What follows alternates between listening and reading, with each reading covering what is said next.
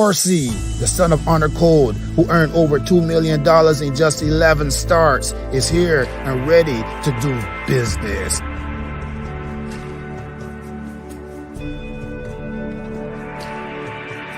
Horsey is here to do business.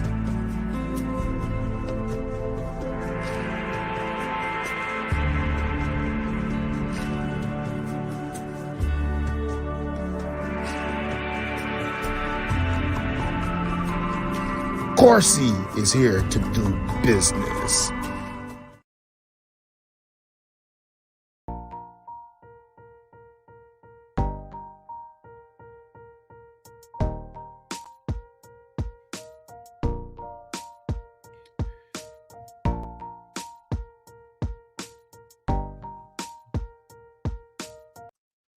All right. Welcome back to the platform. Very happy to be here again tonight,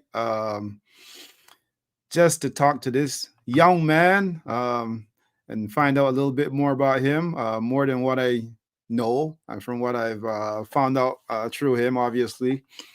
Before we go any further, I just want to tell everyone, make sure you subscribe to the YouTube channel, because for what we're doing right now, we're just going to be streaming through YouTube most of this for the rest of the way here. We'll probably just forward a link to the Facebook group, Facebook page, but definitely we will be streaming through YouTube predominantly. If you haven't subscribed yet, please subscribe to the channel. It helps the channel grow, and it also helps to improve our community here with this horse racing and from behind the scenes. All right. Okay. What else can we say before we get going to Mr. Jones? Well, not much more. Mr. Jones, he's a trainer at Woodbine. I'm very happy to introduce him to this platform. He's never been here before. So let's bring on stage the one and only Mr. Ryan Jones. Hey, Ryan, welcome to the platform, man. Hey, good night, guys, everybody. Hope all the best for the year. How you doing, man? I'm wonderful. What about you, Derek? You know, I'm good. I'm good, just waiting for the weather to break and just to get going again outside and get my exercise going, man, and get back and see my friends that I've met over the last few years. Well, join the club. We are ready to go. It's that time of the year. The vacation is over, so time for me to get going now again. I was going to tell you that the winter break has got you pulling your hair out, but I realize that's your natural style. Yeah, that's me, man. Everybody that know me know this style for years. That's just me. That's just my style. Wash it, just leave it. It goes like that. It's almost like, remember the time when Don King had his hair, so everybody knew that was Don King. So this is definitely Ryan Jones style. Oh yeah, everybody knows this is. It's just natural like that. I don't even do nothing for it. Just the only difference now is, like, when I was younger, it would grow much longer. Like, don't grow as fast as when I was younger. But that's the only difference. But still the same thing. Just naturally like that. So is that what's happening with me? Is that my hair now is balding? So because I'm getting older, it's not growing up like it used to be anymore. No. When you start getting a little older, when you start getting a little long with the tooth for the horse, people would say everything started to change. Like, remember me? I don't know. You seem to be an Arsenal fan, so you used to be a soccer player, or you used to deal in football, so you would know what I'm talking about. When you're running, you don't run like you used to. You don't jump like you used to. So that's the beauty of getting older, though. Big time Arsenal fan, man. Big time Arsenal. Yeah, I know. Yeah, he was my rival. I'm a Tottenham fan. I'm a Spurs fan. Always was, always will be. Tottenham, eh? Yeah, Spurs for life. Coys. Good luck to you guys. Arsenal all the way. Oh yeah, likewise. We guys, it's always like hearted banter. We love it. We enjoy one another. We always give one another. We will call it a little pressure here and there, but it's all fun and games. We enjoy it. Man. For sure. There's a lot of horse racing fans who love soccer, love the football. Oh yeah. We stay in contact with what's going on in EPL, because a lot of us, we follow the EPL, right? Oh yeah, for years. Even my boy, Steve Roberts, the agent, he's a big Liverpool fan. So he always stopped by the barn and we would chat and chitter chat. He would always give me some bullshit because you know Liverpool is a top team. So Well, you you know, when you see him, when you see him, make sure you let him know what happened yesterday. I know, I know you have. You know you guys will be related. That was a big game, man. That was a big game. Good luck to you guys. Thanks to you guys. That's great. Eh, I'm glad to see that the youngsters are starting to grow up now. You know. Yeah. Well, that's the way it is, you know. Everything takes time sometimes. Nothing was built in a day. It takes time. Absolutely, my brother. Before we get into the racing, it's good that we can talk a little bit about, soccer and football and, stuff like that because, I know we went through the same kind of system. You play mini league in Barbados. I Oh, believe yeah. Yeah, league I in played Barbados. in the league a lot of years. Big graduates. I mean, I came to the graduates program. Yeah, well, in my days, graduates was a big team. They had the Lewis graduates, they had the Regents, they had Santos, they had Paradise used to be a decent team. There was a few decent teams around there. But I always played for my BLM home team. There was a guy named Terry Coppin. We called it Terry Timber. He started a lot of those guys playing. Nobby Squeal, myself, Iowa George. There's a whole bunch of us. Paul Chase, Gregory, Gregory Paul. There's a former trainer from Barbados. He passed away. Now Jack Stanton, his son. Whole heap of we used to play mini league, man. That was every Saturday morning from mini league straight to the racetrack. I watch the horse. Or while you're playing, you're watching the horses gallop. And then they used to call it exercise or coursing. Yeah, So beautiful, man. And then you always in, even brought that here too. You guys you go or work in the back stretch. You go work with the horses, and then you go play soccer after. Also, I heard about some of the stories. yeah, man. We used to play. Well, I don't sure about since the track changed up so much now in the last few years. All the facilities where we used to go and play, they all taken up and renovated with different buildings put on them or some other thing or whatever to do. But you don't really get it no more. But one time we used to play soccer every evening over at the track, man. Every time especially as soon as summer hits, we'd be out there playing some soccer, basketball. A few guys used to play cricket. So yeah, it used to be all fun and games here for a while. But everything changed nowadays. As you know, nothing stays the same. But yeah. So that maybe that's what they're talking about when they say they need young blood because the young blood would probably change that. As you get older, you're like, I can't be bothered with all that stuff no more. That part of that too, because then you hear now you get a little older, you start getting kids, you got things to do, you really don't got the time. Then actually, the last time I played, I went and played the guys, the jockeys and the grooms, and everybody will go and play in the Paul Coffey Arena there. And last few years, I think it was in 2019, I went and played and breaking my leg. Imagine that. I play all my life. I was playing football in the league from 10 years old and never had a broken bone yet. Till I come here, a big man, 48, and break my leg. But Ryan, I gotta tell you, man, because 48 years old and you break your leg, it's probably telling you stop. Well, that was, as I said, that was the last time. I haven't actually. Actually, the next couple of months I gave away the boots, the socks, everything.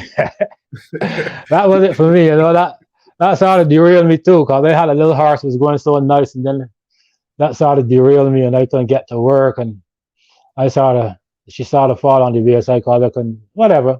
But yeah, I couldn't play anymore because my foot was broken, and I was out of it. Put me out for like actually 2 months. Maybe yeah, Wow. 2 months. Oh, yeah. But Usually it's around that he like was six good. weeks. He was very good, so I don't got no problems with it. So it was all good. Part of the game. The funny thing too, I was having a good game out there. The youngsters couldn't believe I was 48. but there you go.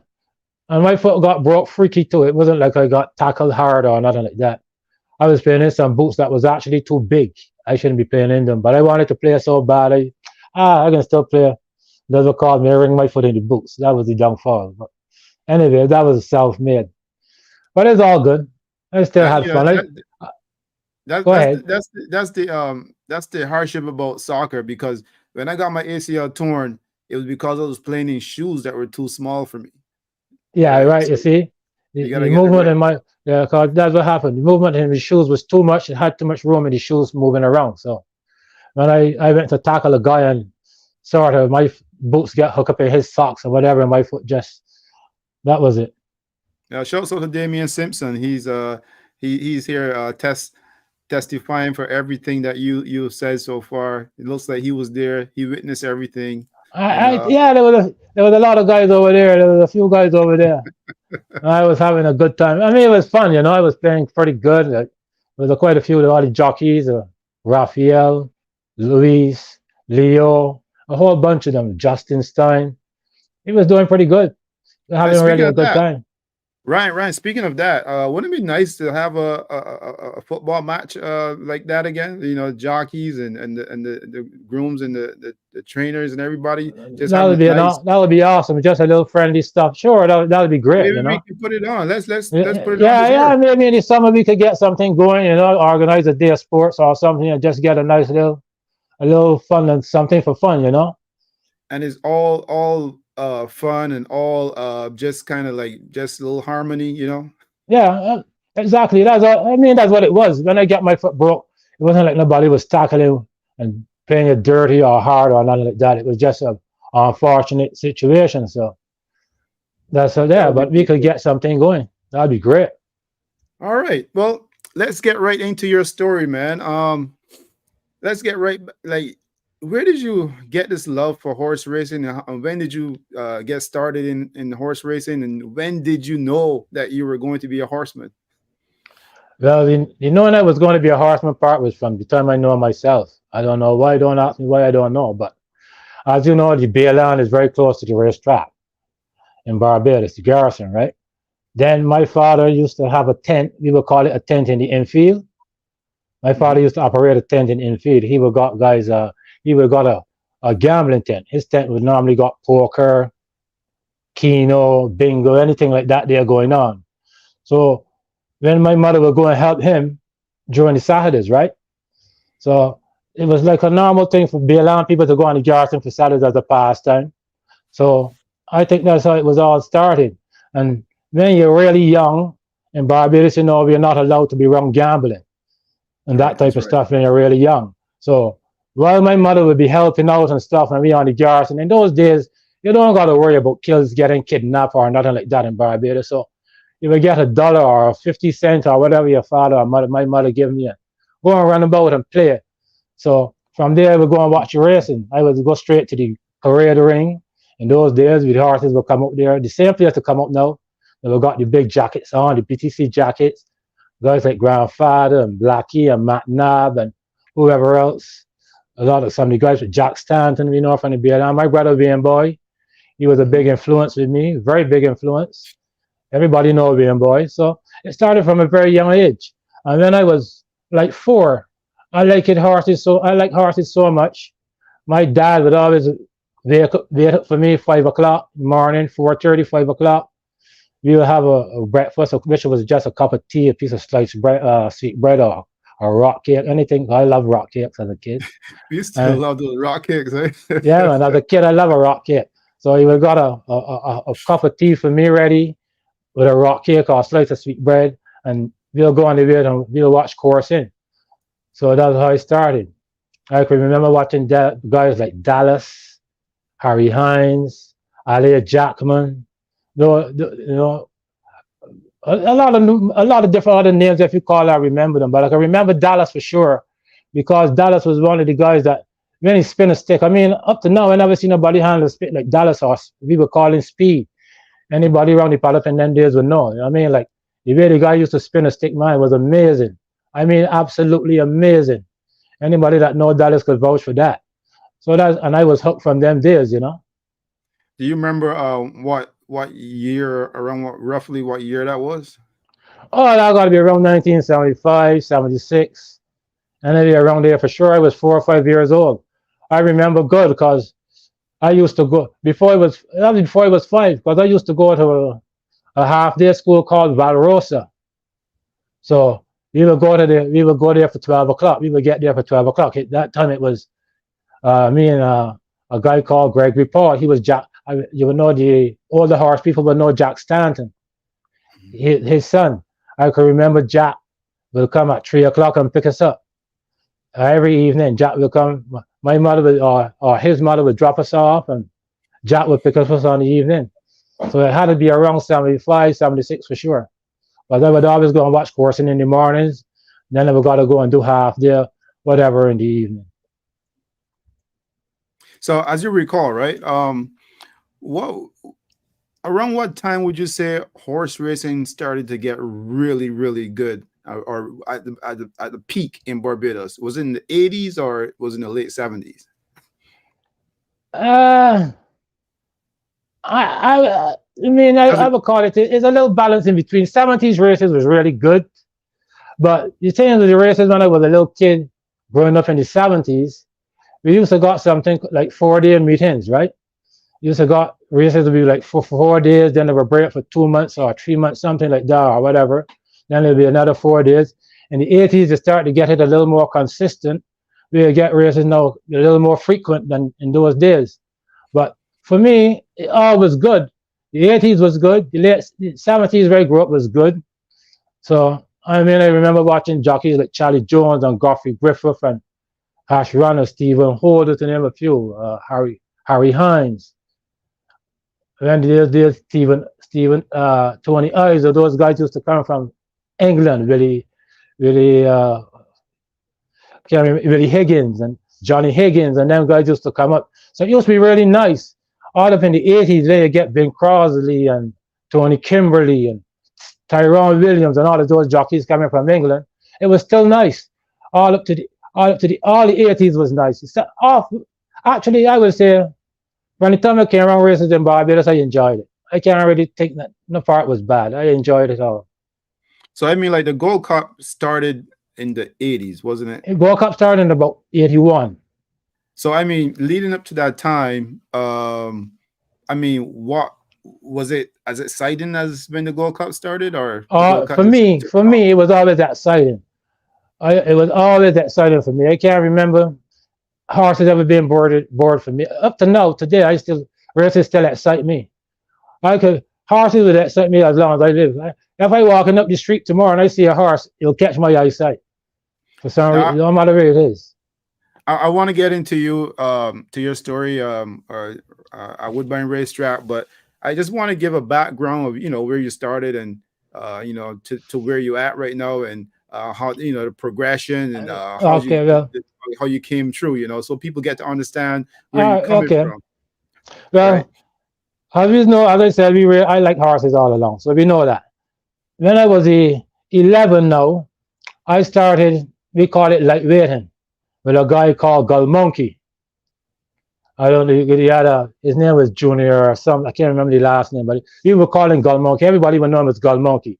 He used to look after a horse, groom a horse, Sparkling Brook and Show Low.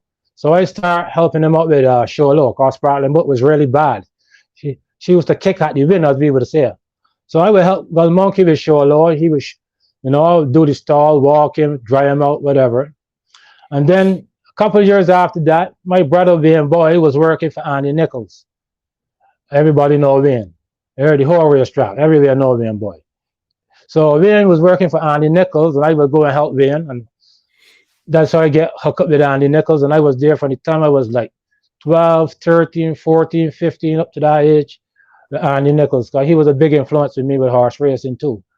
Because he was the first guy to give me free reins to start grooming, doing as I like, Give me my first horse to groom.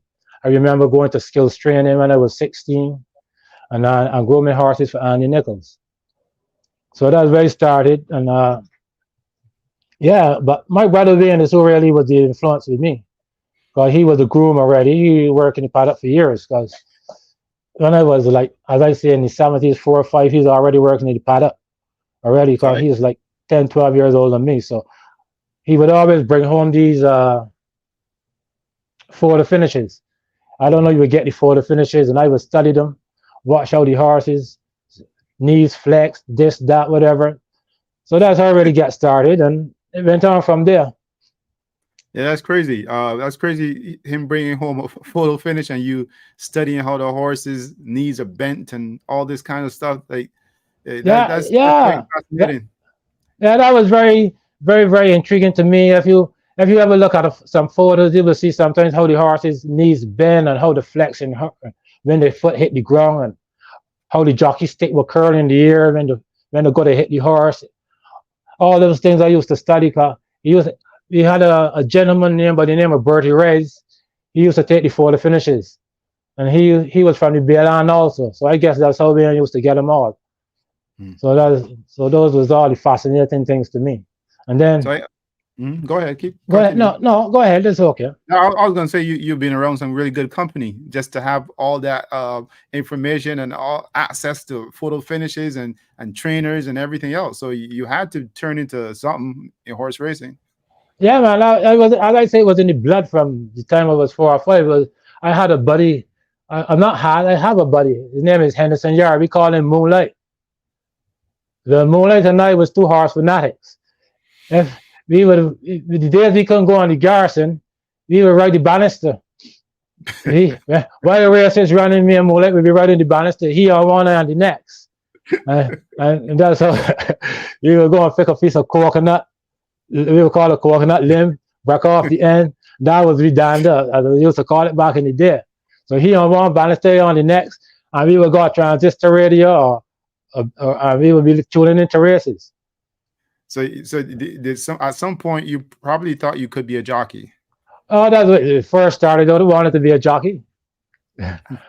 I think most horse lovers, when they're young and small, started thinking that they could be a jockey. But as I get older, like 9, 10, 11, 12, you can see I was really getting tall, right? So jockey was out the window at that age. That's why I never really learned to ride. By the time I was... Go ahead. I'm sorry, I didn't mean to stop you, but I was gonna say, like, every time I say that, there's people who check me and say, Derek, you got to stop saying tall, because there's a lot of tall jockeys, and tall don't mean nothing, and is the weight that matter. So from a trainer's point of view, you tell me, you said you were going to get tall, and that's what kind of prevented you. Well, you see, everybody knows when you're tall, there's height and there's weight, right? Like, say a skinny guy, you might be skinny, very skinny, still like me. And I weigh 160, 155, 160. Imagine me now wanting to be a jockey. How much have I got to drop, or how skinny I would be? For instance, I could give a perfect example. You know Slade Jones. That's right. And look how tall he is and how small he is, but he's still got a tremendous weight problem, right? That what happened here from riding last year, as you know. So it's not easy. From the time you got height, you got weight, and then you can't get the weight off because it's not really from flesh or fat or nothing like that. Is your bone structure and them things. So the taller it is, the harder it is.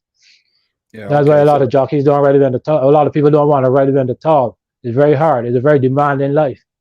So in that case, a lot of people will probably stay away from you. Your business will probably drop if you're a taller jockey.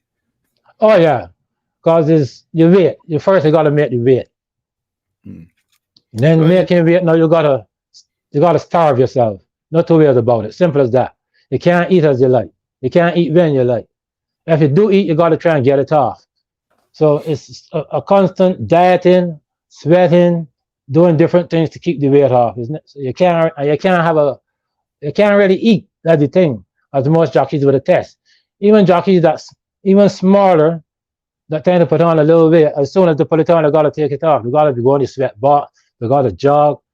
They use different things to do it with. Sometimes they don't be best for the health and all of those things. So it's a very tough life to be a jockey.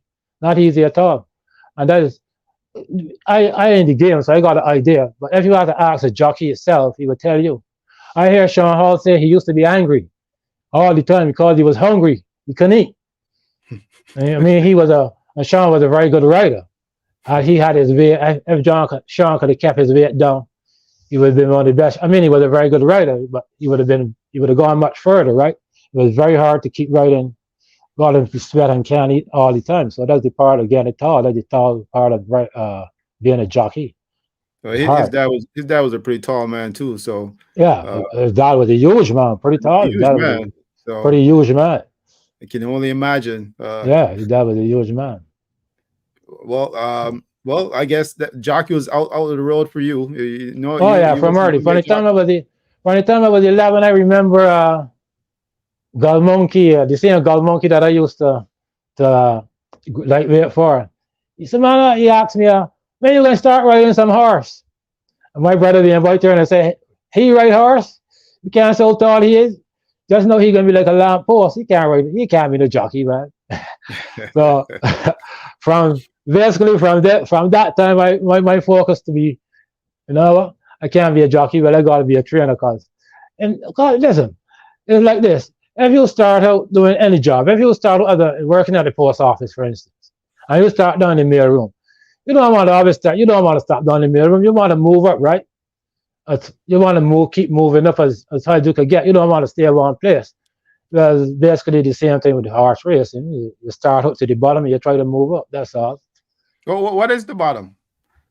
Bottom is starting from grooming, like waiting, learning to walk them, handle them, doing stalls, all of them things, learning the ropes. Because even now as a trainer, you don't start out knowing how to train a horse. You got to you learn the ropes, you learn how to prepare them, how to, it's different steps. So there's a lot of, from the training aspect, there's a lot of people that I started to learn from coming up. As I said, I started up with Andy Nichols, and I started up with him, and then there was people like Eustace Jordan that I used to be around. My brother used to work for Eustace Jordan, so I was always around in some form when you at the track, either helping, always around my brother. So Jordan was a big influence with me. Marshall was a big influence with me. So a lot of different trainers, because you learn, you go along, because you start from the bottom, as I say, you see how they move, how they explain to jockeys what they want done, and it go from there. You know what I mean? I want to ask you about that because, that kind of makes me understand a few things about the culture with horse racing and trainers and grooms and so forth. Because a lot of times I speak with some people and, they'll say, okay, I started out with so-and-so and, he's moved on, right? Or she's moved on, right? But as a trainer, if you got a good barn, not everybody can be the trainer. So, I mean, people that want to elevate and move to the next level, I mean, you got a good groom, but you're the trainer, and that groom is going to leave you to go elsewhere or even try training. But what about the compatibility when you and the groom can kind of like gel together and make things happen? Isn't that important as well? That's the most important. Because put it this way, teamwork makes the dream work. It's like baking a cake. If you got 3/4 of the ingredients and a quarter leave out, the cake ain't gonna come out no good. If you don't bake it at the right temperature, it ain't gonna come out no good. If you don't put in the right amount of sugar, salt, buttermilk, whatever. It's the same thing with training a horse. Teamwork makes the dream work. You need the groom to do his job. You need the first step is the hot walker to do his job. You need a hot walker, somebody to walk the horse. Or here, for instance, here in Canada, even in Barbados as a lightweight, you start out as a lightweight. You need somebody to walk that horse or look after that horse a little bit. So you start out learning from there, right? Then as the groom, now he got to do his part. He's the most important part to the puzzle because he know that he's seeing the horse every day. He's been with the horse more than the trainer.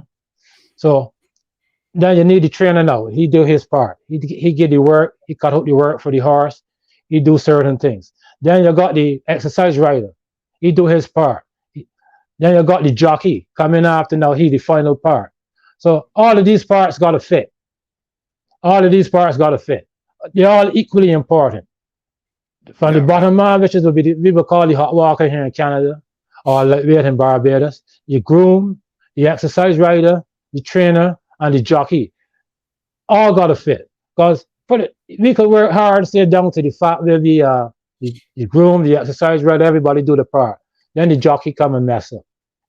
Or the trainer doing a good job, and the horse come up with the trainer and everybody doing good. The horse got a little problem that the groom missed. Don't tell the trainer or don't inform the trainer. He go on to do something else or go and do something with the horse to cause it to get set back or what. So it's all important. Every bit is important. Nobody is more important than the next. Teamwork makes the dream work. That's a horse racing, that's for sure. Teamwork makes the dream work. Now, I've always said to people that like when I go and I go to Woodbine, like you're one of the people who have a very good conversation with. I mean, there's quite a few people, but I mean, you're pretty open. You say things to me. We talk, and that's for me is like education. Just listening to some of the things that you're saying. But I mean, you have so much information, so much knowledge about horse racing, but I don't see you with a big outfit. Uh, what is happening and what has happened over the years, and why don't you have that big outfit like some of the other trainers? Well, I would call it down to you could say well, not it's not to do with luck. It's about finding the right owners. If you happen to find the right owner or owners, because it's not like years ago where you find an owner and you'll give some horses to train and leave you be, let you go and do your thing, right? You got owners who give you horses, but you still want to be in the way and tell you what to do and how to do it. Then it's very hard. So if you don't find owners that give you trust, sometimes getting owners is it's hard to work for people that don't give you the trust you deserve or you you want because you can't got 4 or 5 people training the horse. I train for people already that they would tell me when to enter the horse. When they want me to tell me when to work the horse, when I should be working it, when I should be. So it's hard to train for them people. Then I used to have 6 or 7 horses for a guy, and then he will come a day and say, well, you know what, I'm taking these horses to the farm and those type of things. So it's sometimes they get a big stable, sometimes they build a big stable. You get lucky, you win a few races, somebody see you and you get horses. Sometimes you don't. It's just the luck of the draw. So for me, I don't got time to study if I got a big stable or not. I enjoy every minute of horse racing. I enjoy everything I do. So I ain't gonna just sit by idly and say, well, you know what, I can't get 5, 6, 7 horses. I got 2 horses for myself. I just as happy as if I had 10 horses. You know what I mean? As long as I got a couple of horses to train, I'm pretty happy. Well, I mean, that's for me. That's eye opening because as a person who you yourself you're there every day. You just told me before we started talking that last year you didn't even take one day off.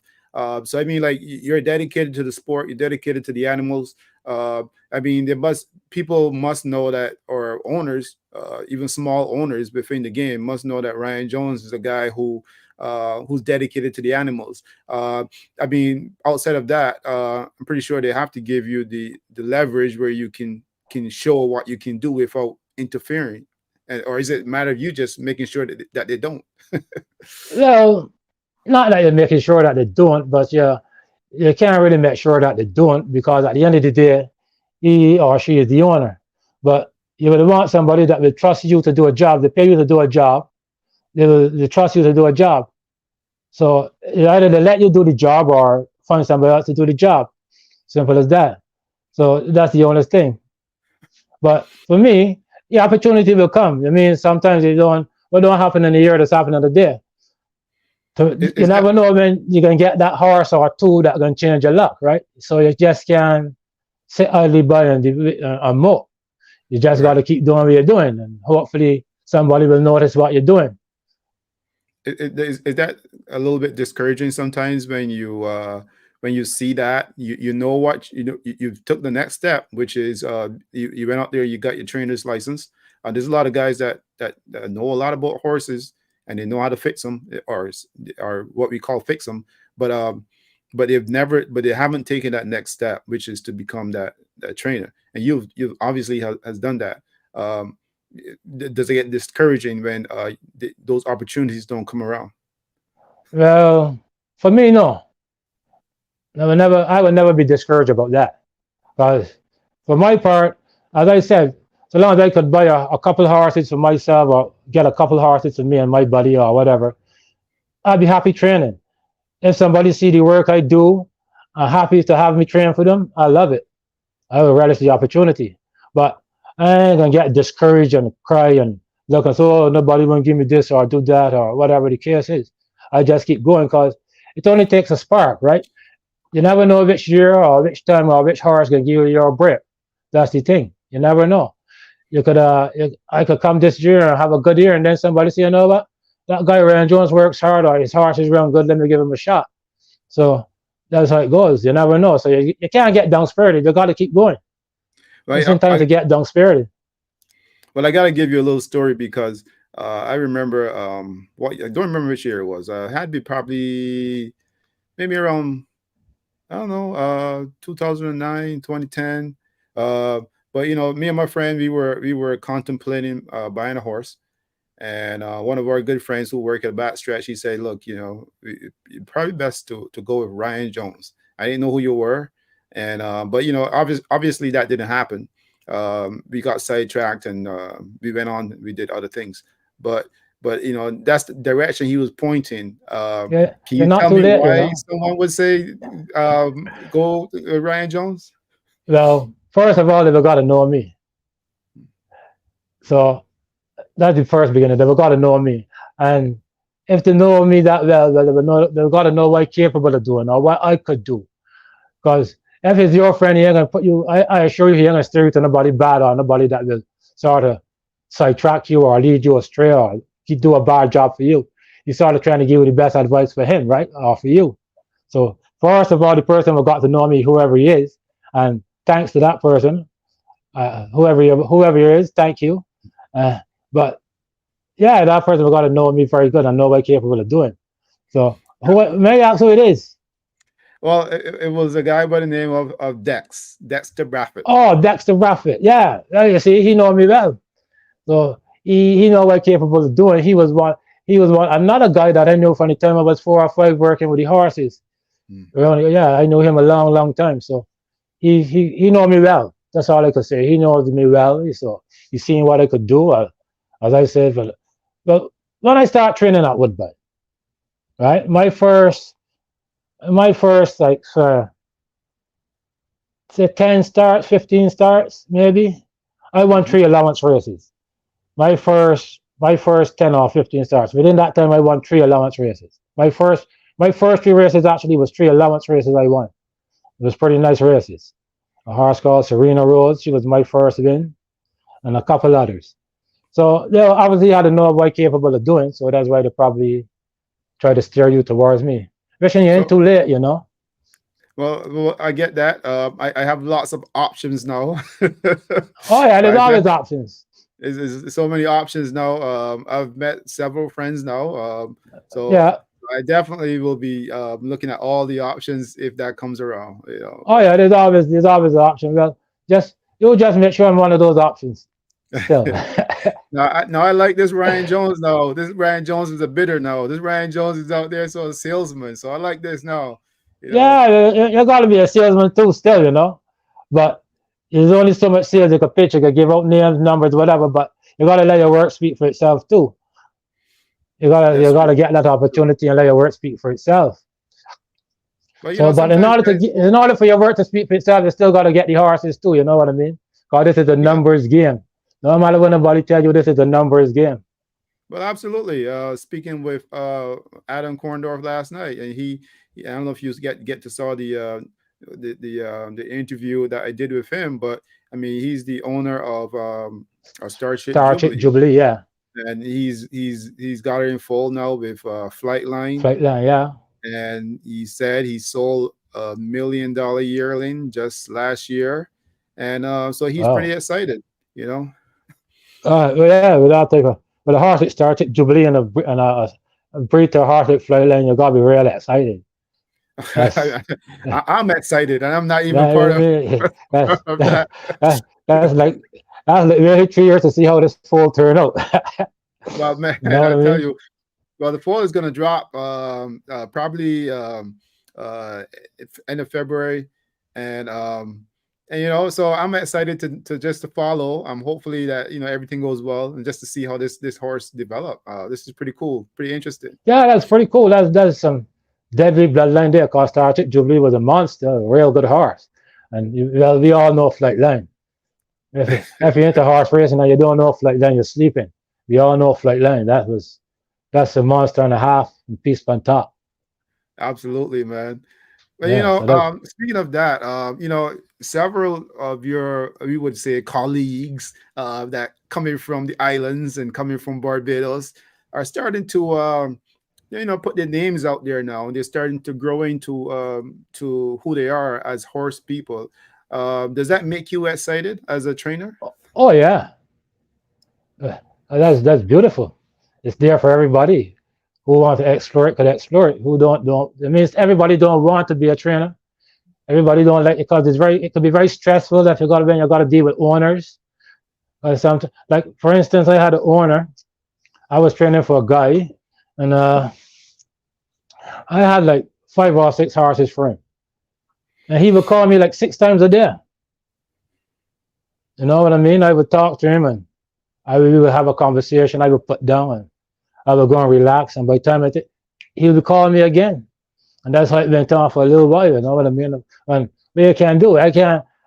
He's But the does one that make it? employing me. But does that He make gave it me a good break. or? Hold on a sec. He the one employing me and giving me a break, right? So it's hard for me now to tell him don't answer the phone, or tell him well I can't talk to you, or you want to be as polite as you can because we all need that. You're in there for the horses, but you still need to make a living, right? Right. So it's hard to tell a guy like him, well, I can't talk to you, or I'm too busy, or whatever. You got to take that call. And he will call me sometimes 4 or 5 times within a night. So it's pretty stressful. That's the part that people don't want to do, right? Well, I was gonna say if that made the relationship good, or it kind of messed with the relationship, because if you have a good relationship with an owner, that means I can only imagine that could be a good thing. But if it's a person who is putting stress on you, that could be a little bit harmful too as well. So, what was that relationship like? Well, it was good. He was just, I would say, one of those sort of miserable guys, but he was never disrespectful. He would always be, it was a call about the concern of the horses. You should do this, you shouldn't do that, or whatever. Just when they're running this or that. Yeah. I had another owner, and they were utmost disrespectful, you know what I mean? They get beat. I had a horse, we ran, horse was getting beat 10 lengths, 15 lengths. I took it over. We ran one night. First start with me, get beat a nose. The owner went ballistic, swearing and throwing buckets and all these things. And you know what I mean? So sometimes I got to deal with those type of owners. I mean, the lady went ballistic, cussing the jaw, cussing me. The horse only get beat a nose. And the horse But was getting beat like 6, 7, 8, 10 lengths before, But that's what I was saying. You just said the horse was getting beat like badly, and then you took it over, and the horse get beat by a nose, and that person is still upset. That must be Very. very discouraging. I remember that it was a Wednesday night, and she was mad. I mean, throwing buckets and cussing and I mean the horse did get beat off a race and luck. It wasn't the jock's fault too, right? The horse got blocked, and then when it got out, it was just too late. She just got beaten. As we were saying, nose, right? I was really happy how the horse ran. I was feeling good. Disappointed getting beat a nose, but feeling good how the horse ran because I took over a horse getting beat 10, 12 lengths. First start with you, boom, you come and run a nice second like that. You think the owner would be happy. She wasn't. But that's just the flip side. Some owners happy, some ain't. That's the stress you got to deal with. And what are you going to do? I can't, I mean, what a guy like me going to do? I can't cuss her and tell her, oh, take your horses and go or whatever. I got to absorb that, keep my cool, and go on from there, right? Yeah, absolutely. What else can you do? But I mean, even right now, the way how you're playing it is pretty mature because you're not saying bad things about the owner. You're just expressing yourself Yeah, how that no, you're I feeling. won't call the names. I don't like to burn my bridges because you never know, right? But those same owners, I remember I had a horse. His name was Peace Bear. Yeah, I think that's his name, Peace Bear. Uh, and there was type of the owners would keep getting telling jockeys like, put this horse on the lead, put this horse on the lead. And as a trainer, I say, okay, you want the horse on the lead. The horse got a little tactical speed. Let me put some blinkers on and sharpen it up, like focus a little more. I put blinkers on. I declared the horse in blinkers. The next day was fired. She said, "Oh, Oof. this horse will never run in blinkers. Fair me for Wow. putting blinkers on a horse. Those are the little stresses you got to deal with, right? Wow. So those are the hard parts, right? So, but those I, things don't deter me from training. They could never stop me from training because so long as I got breath in me and I could get my own horse or two, I would forever train my own horse or two. It never deter me. now, I mean, as a trainer like yourself, and now I see you hang around David Cody a lot. Are you guys good friends, good buddies? Because it seems that you guys have a good relationship going there.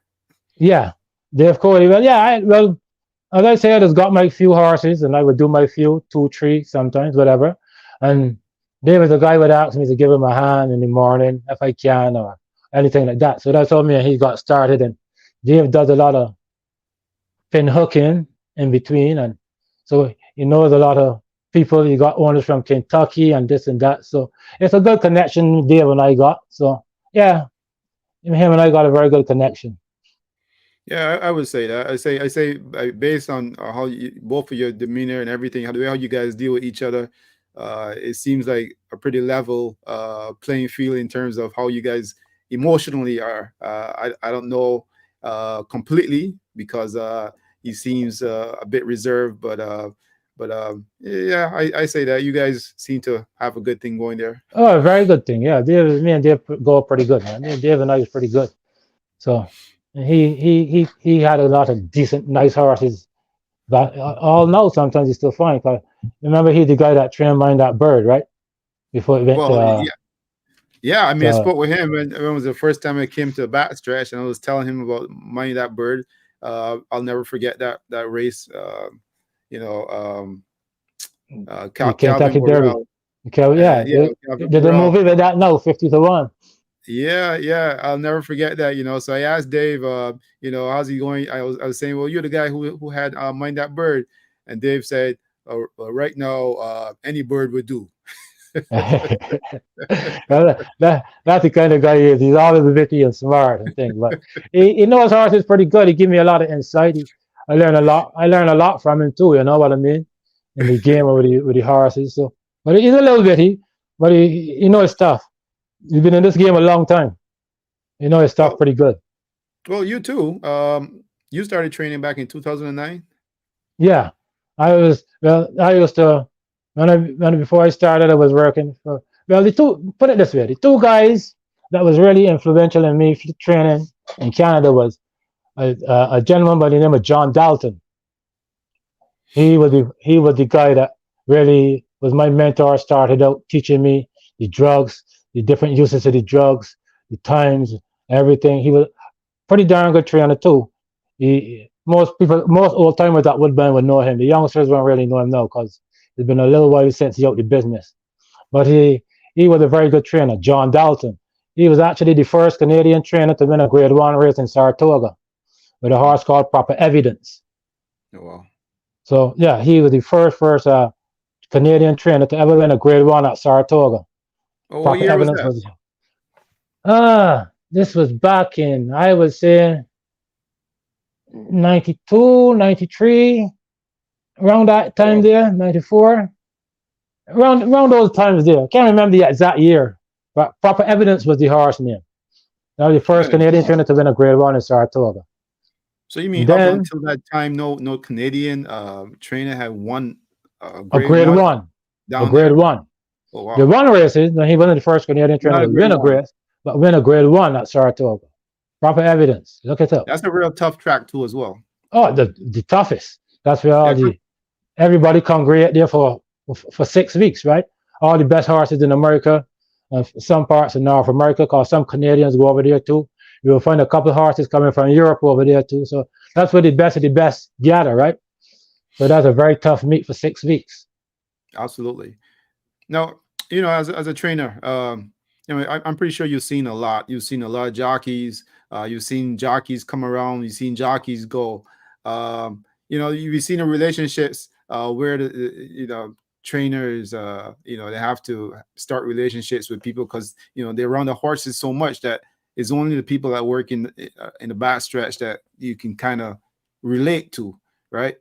Um, what about the owners coming around?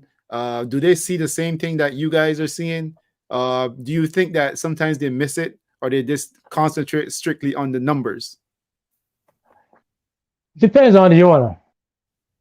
Mm. Some owners just come there for the just to see the horses go, just to see the horses gallop, or the excitement of seeing the horses gallop. And then there's some owners come around there, like, they got a few owners that hands on, they will come and they will want to walk horse, or they will want to be in the midst and do everything. So it depends on the owner. But I want to ask you though, so does that make that because does that make that exciting for you, or does it put stress on you? Depends on the owner again. Oh, okay. It depends on the owners. They got some owners that just cool, so it don't really be stressful. But then they got some, they had like some owners will come there. They want to know when the horse do this or when the horse do that. Why you don't do this? Why you don't do that?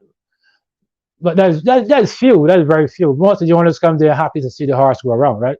That way you see them all go on the track and watch the horses train, gallop, whatever they do. But most of the owners are pretty cool. Not for me, it's not stressful really.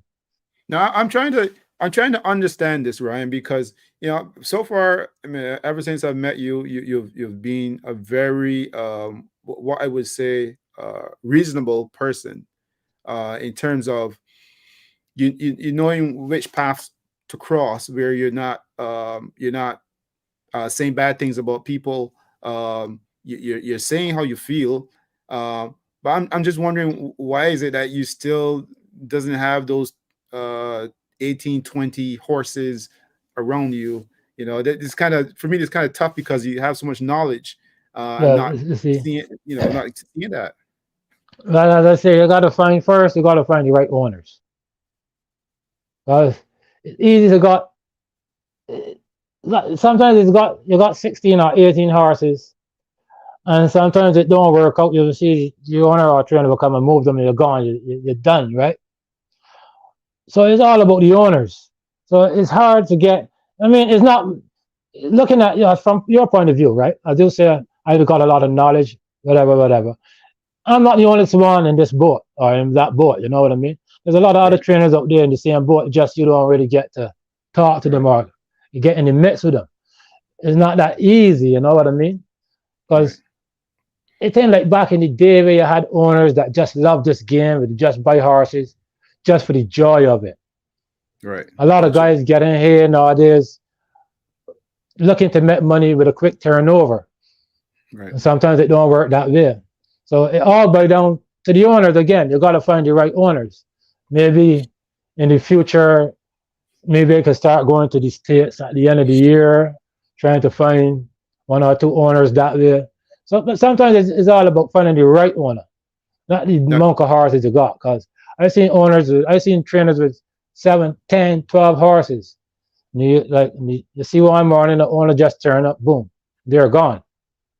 You know what I mean? That's tougher for me. That would be harder than getting 2 or 3 horses.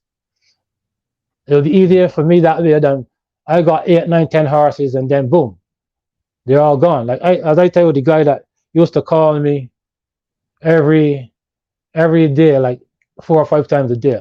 I had 7 horses for him, and I remember one day I called him up. The horse I breezed the horse for him, so horse breezed well, but unfortunately had sore chins, pretty bad sore chins. So I called him up and tell him that, hey, Mr. So and so, I don't really want to run this horse, but we was preparing for a race the following week. This horse pretty sore, and if we run this horse, I think we might hurt it, so I will get to give it some time. So he pretty much said, long story short, he got mad. So he called me and told me the next day, I'm taking this horse over to Tino. You might take it to Tino at third. And lo and behold, the horse ran the following week or whatever the race I had picked out. He ran third, but then again, we never see that horse ever again. But following a few weeks after, he just come and take the horses, right? That was like 7 horses, boom, just gone. Wow. And he never brought them back, or he never come back. But he was one of them type of owners that would shift from stall to stall to stable to stable. So sometimes it's better to got 2 or 3 than an owner that's miserable. That's how I would put it. But as I said, you keep grinding, and if the opportunity arises, you grab it with both hands. Well, one thing I would say right now is that I think most of us is going to know who you're talking about right now because you call some names. I don't know who you're talking about. I'm pretty sure No, somebody else no, people will. will know who I'm talking about because they will know that was long ago. They were got to be really smart to remember. Because I going back at least 14, 12 years at least. I'm going back I at least try. 12 years. I try my best to be smart and try to Or bring probably some more than 12 information. years. I'm going back a while now. So yeah, you want to take the horse at a third. I mean, but the horse ran good, but he never ran again. That was the end of the horse. We're just trying to show the type of owner some people is, right? That's right. But That's right. and it's not a secret with this owner that it's not a secret with him. Everybody knows this owner, but he's just one of those type of owners. He's not a bad man, but he's just a miserable, hands-on, wannabe man type of. But He just so want to win. one day you could got 10 horses for him, the next day you could got 0 horses for him. So that's Now, the way it is. as a trainer, did you set out with a bucket list, or do you have a bucket list right now? Over the years, what are your thoughts on that bucket list?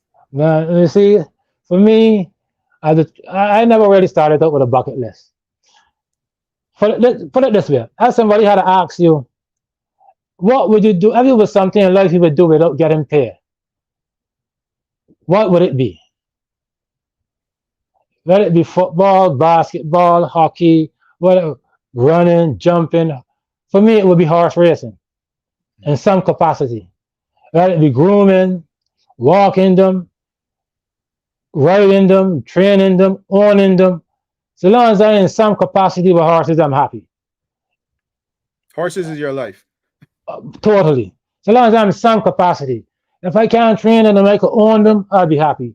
If I cannot even train them and I'll be grooming them, I still would be happy. There's never a dull moment with me with horses. Never a dull moment. I'm always happy to work with horses.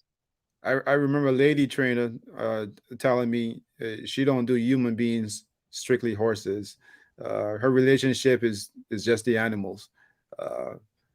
Human beings are kind of tough. Yeah, Horses, but that's like me, because I could get up in the morning and I could be pissed at the world.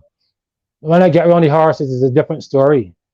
I'll be in my stalls singing away or walking a horse and humming away or singing away or whatever. So now they get around the horses is a comfort zone. I talk to them, they understand me, I understand them. So this is a passion. Like most other young Bajan guys coming up in Barbados watching races, this is a passion. So no matter what capacity in horse racing I part of, I'm happy. Well, I've waited a while, and I'm really happy that I got you here on the platform, and you agreed actually to come on, man. Because so far it's been a pleasure talking with you. So far, it's pretty fluid conversation, and I'm enjoying this. I want to ask you about some of your, we would say, colleagues, horsemen, jockeys. I mean, we're starting to see some jockeys from Barbados besides Patrick Husbands, who everybody in Canada knows, from the little kids up to the old people. Oh yeah, world renowned. He's a world renowned rider. He's one of the best in the world. Never mind what nobody tell you. Patrick is one of the best in the world.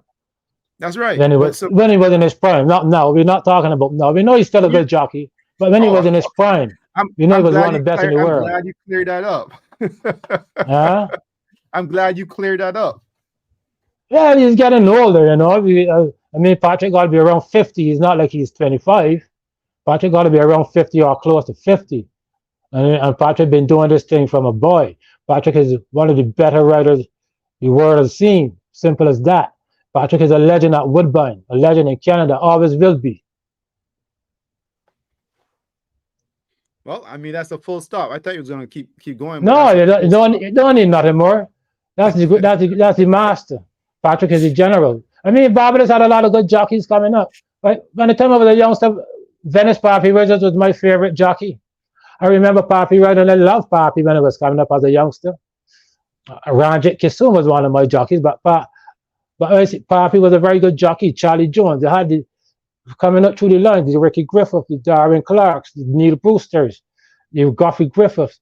Barbados up Philip what was it, Walton, Right. Winston Walton. Mr. All those Walton. was good jockeys. And there was so and we know Patrick is the cream of the crop. That's all it is. He was, I he's the mean, cream like of the crop. out of that whole crap, you put Patrick on top. All of them. No, who wouldn't? To be honest, look at the accomplishments Patrick got. We can't deny that. Nobody could deny Patrick. Look at the accomplishments he achieved. No denying that. I mean, So, that's a big horse racing family, though. I mean, that family is huge in terms of oh horse yeah, racing. all of those are pretty much harsh people. So it comes through the blood. That was in the blood of people. That's a harsh blood.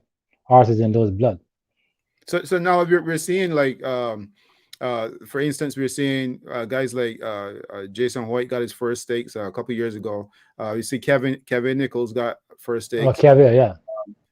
Obviously Slade Jones in his first year. I mean, like you got a bunch of jockeys and so forth. But one of the jockeys who's been around for a long time, and he's made a name back in Barbados and he moved to Canada, is Warren Crawford, but he hasn't won the stakes race in Canada as yet, or in Woodbine actually. Sorry.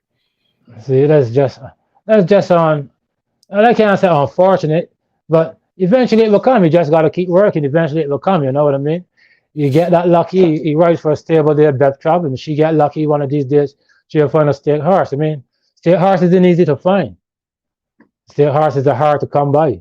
The state horses for a reason. Any horse don't win stakes. You might got a horse that win a stake, but winning a stake and being a state horse is two different things. You might get lucky and win a stake, but then they're legitimate state horses. So if Warren is a hard worker, I know Warren. Warren rides for me a couple of times. We always interact. Warren works really hard. So eventually that day will come. He will get lucky and win a stake. So, and Yeah, I it's have not luck. conversations with him. He will find a horse one of these days that he will get that win. You know what I mean? I know you're riding a few state races, but eventually he'll get one. You just got to stay at it. Warren is a hard worker. He will get one. I See, mean, it looks Warren, perfect. not squashing you like Warren. No, go Warren ahead. is a very hard-working guy. I mean, a real hard-working guy. People don't see this on the outside, right? But Warren works hard. He's there every day. Gallops. He breezes. He do everything. So the few rides he get in the afternoon, he makes the most of the opportunity. So one of these days it will pay off to the extent that he will find a state horse or two. So it will come. You just got to keep at it. It's very similar to yourself as well. I mean, like eventually that combination is going to come. They're going to find you rather than you find them. Yeah, well, good horse isn't easy to come by, buddy. You look at all the big barns. You got say like, all right, let me do Cassie for instance. He's a very top trainer, right? Top of the top. Now he's a guy with 300 or 400 horses. So you would imagine a guy with 300 or 400 horses, he should got at least 100 horses that are pretty good. Yep. But it don't work out that way. You will find he will got at least 5 or 6 really good ones. Then he will find at least a good 9 or 10 really good allowance horses, and the filter down from there, right? So that's where you get the numbers game come in. So, but good horses are easy to find. Good horses don't come a dime a dozen. That's why they're good horses. Would you say that there are some who are better at playing this game than others? As in training horses or been hooked? This whole horse racing game, because when I spoke with Mark Cassie, he said, look, Derek, I'm trying to imitate his voice. And he's like, look, Derek, this is one big game. And pretty much that's what he told me. And he says, he's been pretty lucky. That's what you need. As they say, it's a numbers game, and you need to get luck. The reason to call good horses. If there wasn't good horses, it'd be just any old horse, right? Any old horse would get out there, but good horses are few and far in between. Good horses are hard to find. They don't come easy. And when you find a good horse, there's always some nick and knackers, something always up with it. The reason why I said that, the reason why I asked you that about playing the game is because as a trainer, you got to play a game where you can get in good good words with owners or a good company, or if you buy a horse, you can get lucky with a horse that's going to be a sound horse, or just sometimes somebody just sees something with you that you like that they like, and then bring the horse over to you. That Is too. there a fine line to play when you play that game, or is it just a matter of showing up and people say you're here every day, so here I'm going to give you a horse or two? Is it like That that part or of not that really? too. Sometimes that's it too. I do say the fine line. Sometimes people see you on the outside and watch how you working or whatever. Like I used to work for a guy, Stephen Edwards, a Barbadian guy. The old heads would know him, a very influential guy in Canada. I'll get a little bit about him in a second. I used to work with him, right? And the reason how I got working with him, he used to own horses and train them himself. And he would watch me working for the same guy, John Dalton. He would watch me working for John Dalton. So people could watch you working from the outside and say, you know what, that guy does work hard. You know what he's doing. You look like a good horseman, and give you a shot from there, right? But for the most part, most of the top trainers get the good owners. Simple as that. You will find the 1% of the good trainers got the good horses. It's a big gap in between that there. How you're gonna get into that is very difficult, but as I said, you just gotta keep grinding. There's no time for mocking and work. All right, let me give you an example. Ted Holder. Hmm. Ted Holder, the last 2 years or 3 years, has been doing really good, really well. But Ted Holder had a span. Ted Holder been training now. Ted Holder had trainer's license from the time I think 99, 98, around there. He had the trainer's license from the time 99 or 98. And he could tell you how hard it was, you know. He now getting his glory. Look how long that was, right? And he now getting some glory out of it. Because you got to be persistent. You cannot mope. You cannot look behind and say, oh, I shoulda, woulda, coulda. You got to put your head down and keep grinding. If your owner come around and give you an opportunity, take it with both hands and try to run with it. That's all you could do. If it don't come, keep moving on. That's life. It's everybody ain't gonna be successful in life. That's the sad part of life. But that doesn't mean you don't keep trying. And if you Absolutely. keep trying and you try and you give 100% and do what you do, and whatever you do, eventually it will pay off, one way or the other. You just can't give up. You just don't move. You don't worry about the past. You keep going forward. Because you don't know where you're going to find that next heart. As Dave Cody tell me already, you got to kiss a lot of frogs before you meet the right prince. You know what I mean? You don't know when you're going to meet the prince. You got to kiss a lot of frogs first, right? And so that's one. You know, you got to keep going. You can't mope. You got to keep going. If owners come, you grab it with both hands and try to run as far as you can. That's all. But there are some people who just not kissing a frog. Yeah. Some people just not kissing a frog. Well, they will meet the prince. That's all. Or the princess, whichever. Yeah, Derek, you just gotta keep. Listen. Training horses is like anything else in life. If you're going to the workforce, if you're going to the corporate world, and you try to get ahead, everybody ain't gonna get ahead at the same time. But because you don't get ahead today, that don't mean you're gonna get ahead tomorrow. Or that don't mean you're gonna get better tomorrow. Or that means that because when you're working and you gain your best, somebody might be watching you that you don't know. And you don't know when they're gonna give you that opportunity. You just don't know. So you can't give up. As you say, I don't know who they're watching me working hard or seeing me, or who's the guy gonna say, you know, well, I can give Ryan Jones an opportunity, or got me in mind, or something like that. I don't know. So I can't move up and look back. I gotta keep going. Look, I was telling you about Ted Holder. 4 or 5 years ago, he had it tough.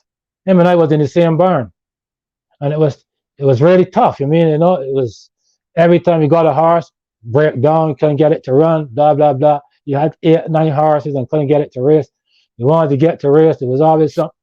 Boom, then you get lucky, you then wanted, and you start to go. You had the last few years was really good. You see what I mean? So again, you can't move. I was working for a guy, Nathan Squires. He had it pretty tough for a few years. And then a couple of years ago, boom, Nathan, boom. Had a wonderful couple of years. Had a horse went to the Breeders' Cup, finished third. 4 years before that, you see the glory, but they don't understand the pressure you had to go through. You know, the horses, you lose some horses. had a couple of horses, good horses coming one morning.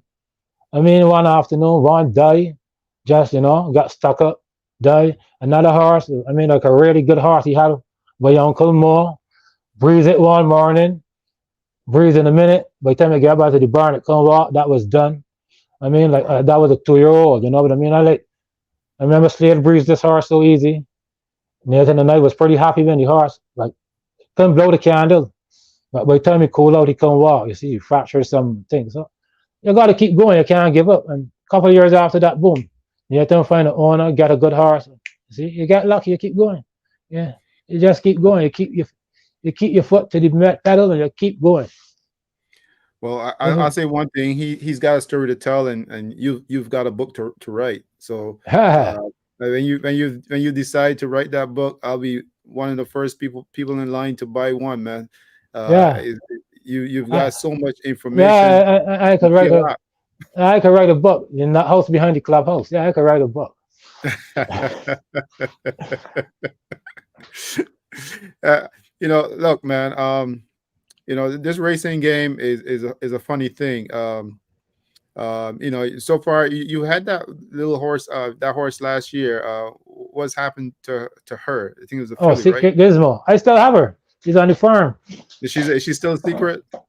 She's secret. She ain't a secret no more. She showed me. She let the bag out that she could run last. Unfortunately, she's doing good though. But unfortunately, last year she hurt herself again. Like I just said, when you find a good horse, there's always something like that. I knew she was a decent horse from the time she was a baby. She was showing me signs of talent, and I know she had the ability because she was working really good. I mean, I worked her one day. She worked so darn good. The next day she was done. She couldn't walk. That was as a baby. I brought her back last year. She continues to train really good, she keeps showing me lots of ability, lots of ability. She showed me some signs of talent too, cause she could breeze, I mean, like breeze like in 46, 47, like easy. And the most talented horses could do that. But unfortunately, again, she got hurt. I only got to run her 3 times last year. Oh, Fortunately, she won one. She ran third and she won one. But she's on the farm. She's doing good. I just went and looked for her Saturday gone, and she was doing good. She was happy to see me too. She knows me well, oh. that little filly. You think she remember you? Oh, she knows me well. As soon as I walked to the barn, she was nickering. She knows me well. Man, I'll tell you something, man. You told me a story last summer. No, it wasn't you. It was your partner, Love. Um, Yeah, so he was saying with the horse that was Secret Gizmo that the jockey rode her, Amanda Van der Meesh, and she said, "Look, I know exactly what happened. Uh, give me a shot on the next time. Give me a shot, and she's gonna do it." And lo and behold, she won that race for you. Does that give like when a jockey says stuff like that and comes back and win? How confident and how good do you feel after you seeing a performance like that? well, first of all, you feel really good. Well, you can see the fruits of your labor, right? So remember earlier I was telling you about teamwork. Well, she rode the horse the second start. Well, let me go from the beginning. The first start, she rode the horse. The first start, the horse, like green horse, she brake bad, missed the brake. The race was only 5 furlongs. By the time she get going, the race was over. Second start, now she braked pretty sharp, you know. So Amanda tried to rate her, whatever. She's the jockey because I don't normally give jockeys instruction. She ride the horse, I train the horse. I tell her what the horse like. She ride him, her, whatever. They ride the horse. I don't like to give jockey instructions. So after the second race, she came back as soon as she was getting off the horse, she said, "Right, I think I know what I did wrong. I know what I got to do now. I got this. I know I'll break her maiden. I got this. I know what to do now." So as she didn't have to tell me to give her another shot, I was going to ride her back anyway. But she didn't do nothing wrong. The horse just get beat. You know what I mean? So lo and behold, next start, as she said, she know what to do, and she did it. She won. So it makes you feel good to see the fruits of your labor paying off. You know what I I'm mean? So always that was I'm always good hearing stuff like that too because then it tells me the relationship between the trainer and the jockey. And somebody got to give you a start somewhere, and have to give you that confidence to keep going, because jockeys also have it very tough. Sometimes they Oh win a yeah, race here and there, but a lot of times they get pushed around. I mean, take for instance, I'm watching my friend Rocco ride down in Oakland, but he's getting horses at 40 and 50 to 1 all the time. You yeah. But know, you see, so that's what made Rocco a good rider. You don't see Rocco moping. You don't hear Rocco oh complaining about the no, mounts he getting. He just put oh his head no, down and ride. And when he get the good horse, he prove why you should give him good horses, right?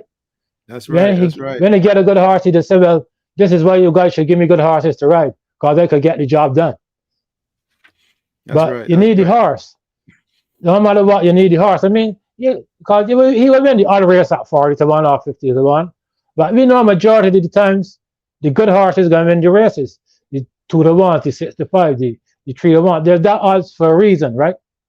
So, like Rocco is a good jockey, a good rider. He don't mope. He don't got time to study this. You go at this track to ride, that track to ride. You go here, you go there. You ride whatever horse you get, but you rides them. You don't say, well, I ride in the 50 to 1 or 41. He don't got in a shot.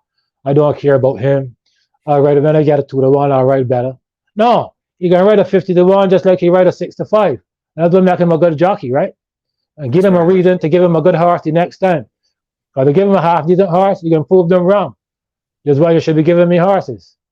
Now, how important is that for you as a trainer? If say for instance, you probably, if you don't get some great horses and you got jockey who's gonna ride for you, and do they give you that kind of confidence too with the attitude, or is it you got to play that kind of like you kind of figure out which jockey is gonna get on the horse? How do you arrive at the Yeah, jockey? sometimes, right? For the most part, jockeys, as you know, will come and get on the horse, exercise, breeze it, whatever you want to call it. So they most likely will got an idea. Most of the time, not all of the time, but most of the time, they'll be breezing the horse, so they will got an idea with the horse, right? So they just build a rapport with the horse as a jockey, with you as a trainer. And as I said earlier, and I will keep saying, teamwork, right? Teamwork. It's all about teamwork. So it does give me good, a jockey like Rocco McGee, I would call it inspiration. Cause I would put him in the same boat like me, right? Right, Difference is I'm a trainer. He's a right, jockey. Now we know Rocco can ride, but we know, as you just point out, you don't get the best horses to ride. But that right. doesn't mean he's not a good rider, and that don't mean he don't try. He just still try hard. He just still prove them wrong when he get a good horse, and that we got to keep doing, right? Now, I've been around for a little while, and you've got so much people around you. I mean, you've seen so much. You've been around some really good people. You yourself know so much about the horses. What do you have any um, the future for horse racing? What do you see on it? What do you think? You think is improving? Do you see a big bright future, or do you have doubts about the youngsters, because the youngsters are now playing video games and staying at home? Not many want to come out and do that hard work. What's your thoughts on all of that? Because the horses definitely need people. Yeah, well, that part is for me. I don't think horse racing would ever die out. It's been going on for 100 years, and I think it will continue to go on. The thing, as you said, no, the thing about horse racing is, and a lot of people don't really get it, right? Fans, like fans coming to the races and watching races itself, right? For instance, years ago, say, let me talk like, not let me say a big track like Woodbine or Right. Belmont or Mhm. whatever. Right. You years ago, and you like a horse, you was a fan, you like to bet or you like the racing. Years ago, and you like a horse in the first race, second race, or whatever race, you had to get there in person to see that race or bet that horse, right? Right. You had to get there. So that means you had to go to the track. Now we got social media so much coming into play where you could sit at home or 10,000 miles away and watch everything the horse is doing. You could bet, you could do all of these things. You don't have to go to the track now, right? So I think that's the part that really sort of kill horse racing a little bit in that way. Because before, you didn't have phones and all of these things where you could tune in and watch your races on, right? if you like horses, and then if you're a race fan, you will have to go to the track and watch races. Now you could just be on your phone or something like that there and watch races the same way. So you don't got the crowds that coming out like before, unless you're a real die-hard race fan, right? So Unless, so you're saying like the actual crowd, the spectators at the track, it brings something to you guys, like for you guys who work the yeah, horses. because It brings something if you different. It makes you, it's encouraging. okay, I'll put it yeah. Because remember, this is how we get into it. So as kids in Barbados, you parents take you to the garrison, you'll see horses, you'll see racing, you fall in love. Because most people fall in love from kids with horse racing. Most people from kids, this is in the blood from kids growing up, right? Jockeys, whatever, from kids, owners, trainers, they run horses from kids, right? Growing up. Now we got to get the kids into this thing. If you don't got the kids into this, that's the part we need, kids. Because we get to love these things as kids. This is the fascination from kids. You don't just fall into love when you reach 50. I mean, love with horses when you reach 40 or 50. We fall into these things from the time you're kids, right? And you That's got right. that passion growing up. Like any other sport. You don't just turn 25 and like basketball That's right. or cricket That's right. or running. You like these things as kids. So we need to get the kids or the youngsters coming to the track or into the racing to form a love of racing. But Like it's a you different like thing now, right? It's a different thing now because I mean, everyone has a cell phone that you can probably tune in and exactly, watch the races. I mean, they're still exactly. gonna bet. I mean, they're still gonna watch, That's what but I'm saying. But they're not getting coming to to the track is different. they're not coming to the track and get that interaction, right? They get that atmosphere. They just watch it on the phone. Boom, that race done, and go along. Now, when you're at the track, you don't just watch a race.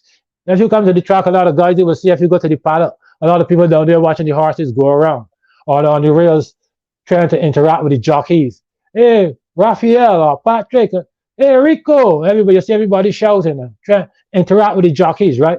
You get that. You got sometimes you will see kids come to the track and they adore this jockey or that jockey. And you know what I mean? They want a whip or to Yeah, take a yeah, picture with this jockey. But that's how you get people into it. If you don't got the kids into it, a guy in the 30s and 40s, he don't like horse racing from a kid. He ain't gonna just come on there and like horse racing. no, hell no. You know what I mean? So I think we got to get the kids involved more. If you got kids and youngsters involved, that will solve the problem. But how are we gonna get them there? As you say, when they all want to be on the phone and Well, playing video games. That's well, the not hard only that part. too.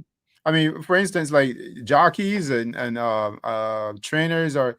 I would say jockeys themselves. Jockeys are like the biggest stars at the track, right? Oh Would you yeah. agree on that? So jockeys got to be. Mm, horses is the biggest stars at the track. Well, I mean, the horses don't talk. All right, No, right. I mean, but you're right. They're the biggest. They're the biggest stars. Not they're only the in size, stars. but also they are the They're the stars. main attraction. Because you don't Yeah, come to see exactly. jockeys, you just come to watch horse racing. If you don't come to see jockey rides, I you mean, come to see definitely. horse racing. I don't go to the track and say that's a big beautiful jockey. I'm like that's a big beautiful Exactly. horse, Horses, the right? fascination comes with horses, right? So That's they're the stars. correct, They're the main correct, attraction. correct. But I mean like jockeys, for instance, they also got to play a role where they can A very attract important role. the kids and attract the people because if people don't relate to you, they really don't mess with you, especially in these times now. In these times, if Yeah. they can't relate to Uh, you, they don't uh, mess with I don't really, I can't say I got the strategy for it, but it's some type of marketing I got to do to get the kids excited, get it to be given. So we got to do something to get the kids excited again. That's the key. I don't know the marketing strategy for it, but it needs good marketing out there to promote horse racing. And the thing is, a lot of horse racing don't get promoted, right? Because unless you're a diehard race fan, you don't tune into horse racing. You don't normally see horse racing on TV, like unless it's big races, right? It's got to be like the Breeders' Cup, the Kentucky Derby, like in Barbados, the Gold Cup, the Coolmore. You get people blood boiling again, right? Uh, But for Barbados, it's a more little compact place, so everybody didn't want. Here is more you. elaborate, so that's the difference. Well, you touch on Barbados. Let's touch on Barbados a little bit about horse racing. I mean, we chatted a little bit earlier before we got going on air, but you are you following what's happening in Barbados for this Gold Cup? And they just had a big race down there. Yeah, I saw Formula Pat Sue Six. Machine beat them the other day. I saw I a Teddy mean, did with Pat Sue tell Machine. me, tell me, as Mr. Ryan Jones, trained at Woodbine, and you see in the second year where So Suave and now Pat's Sewing Machine. These are all Woodbine. Well, I wouldn't say Woodbine based completely, but coming from Woodbine, uh, and they've made some mark down in Barbados. What are your thoughts on these horses coming from Canada, going into Barbados, and going in for big races? It's a good thing. It's good for everybody. Good for Canada, showcase the little talent we got here. It's good for Barbados to get international people coming down there. They got the Ramses already, the Smiths and whoever.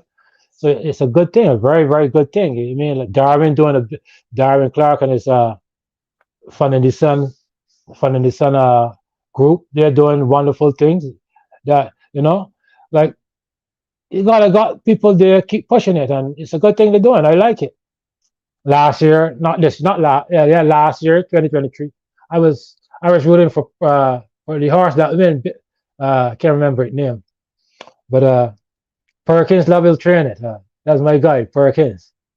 So I was if I look and see if Perkins got a horse in the race, I always root for Perkins. No matter what, if he got a horse in there, I always look out for that. Hope Yeah, he I do had a good. conversation with him after he won. He was Yeah. pretty excited about winning the Gold Cup. I mean, it's a dream for a lot of you guys. Oh When yeah. Well, you guys, that's you big. see, Perkins' uncle was a good groom too back in the day. A guy we used to call Nappy, Desmond Haynes. Perkins, Perkins' uncle and my brother being boy, all those was a fellow named Roger Osborne. All those were the grooms from directly in our vicinity right there. They used to work there. Perkins' uncles used to work at the track. He comes far. But Perkins and I come from the same place.